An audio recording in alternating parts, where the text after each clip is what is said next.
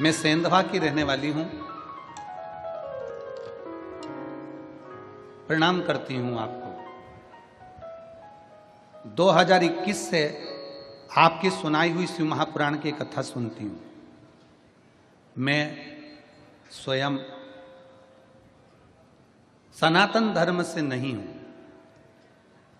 लेकिन मेरा विवाह सनातन धर्म में हुआ है।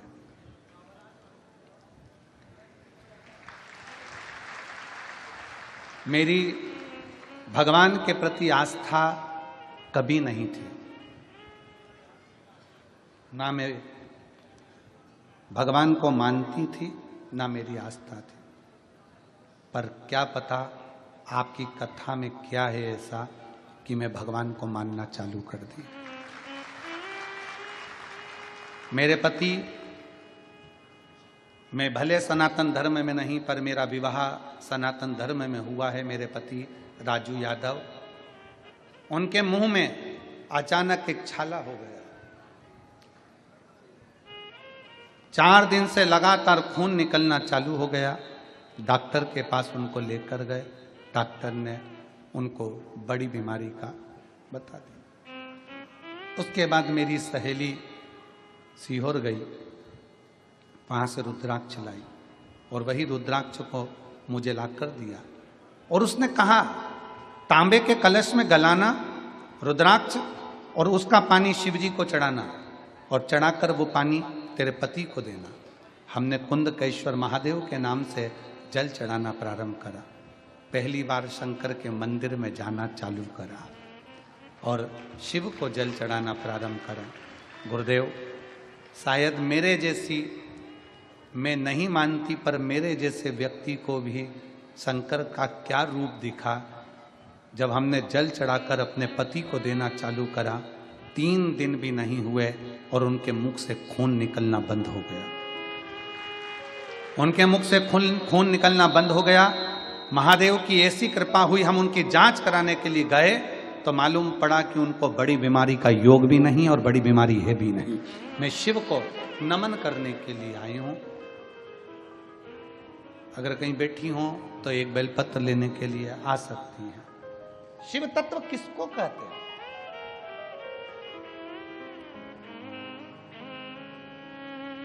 शंकर भगवान की अविरल भक्ति किसको कहते हैं? एक पत्र और है, बड़ा बड़ा भाव से लिखा है।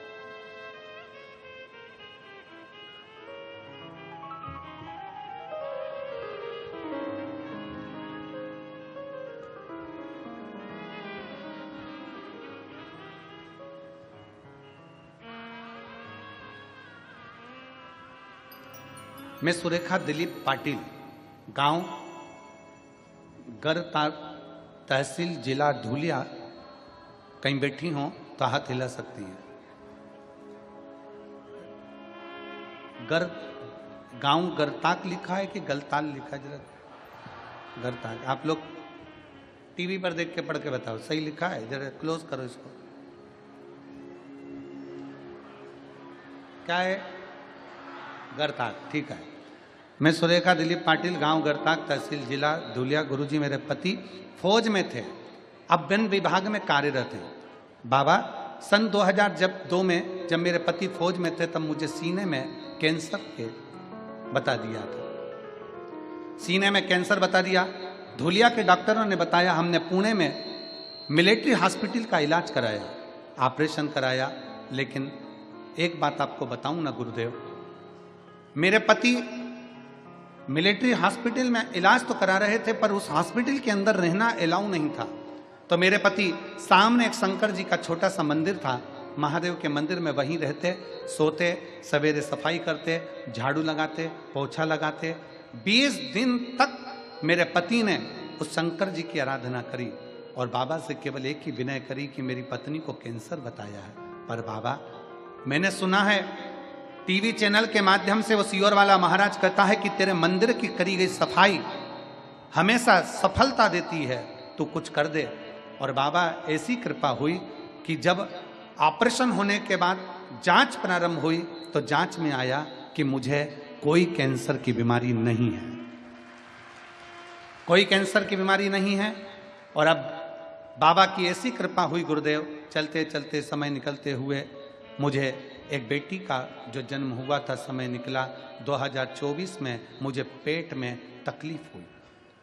पेट में तकलीफ हुई तो धूलिया के डॉक्टर को दिखाया और जैसे ही जांचें प्रारंभ हुई, जांचों में आया कि मुझे पेट का कैंसर हो गया। पेट का कैंसर हो गया। फिर धूलिया के खानदेश कैंसर सेंटर इलाज कराया गया और इलाज के दौरान मुझे पति रोज बाबा से विनती करने के लिए एक बात कहते कि तू शंकर के मंदिर चलना प्रारंभ कर। हम पति पत्नी शिव के मंदिर जाने लगे। जैसे ही पेट का कैंसर बताया, शिव के मंदिर जाना प्रारंभ करा। रोज मंदिर जाते, जल चढ़ाते, बेलपत्र खाते, मंदिर में दोनों पति पत्नी सफाई कर देते। 4 महीने हो गए। 4 महीने के बाद में हमारी सीटी स्कैन होना है।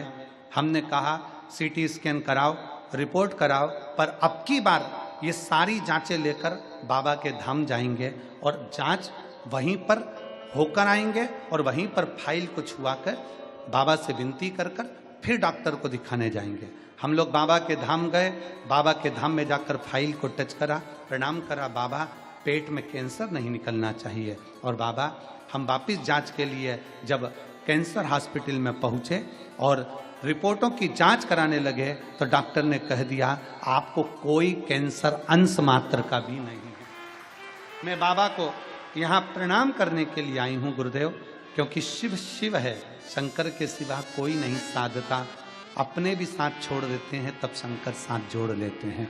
मैं सुरेखा दिलीप पाटिल, गांव गरताग, तहसील जिला धूलिया, कहीं बैठे हों तो एक बेलपत्र लेने के लिए आ सकते हैं। शिव आराधना का फल क्या है? कुछ नहीं है हमारे पास में, हम शिव को क्या है? यही बेटा है जो पलंग पर पड़ा हुआ था, जिसको जीबीएस एक बीमारी हो गई थी, जिस बीमारी के अंतर्गत पांव से लेकर सिर तक शरीर काम करना बंद कर देता है। लाखों में से 1 या 2 लोगों को वो बीमारी होती है।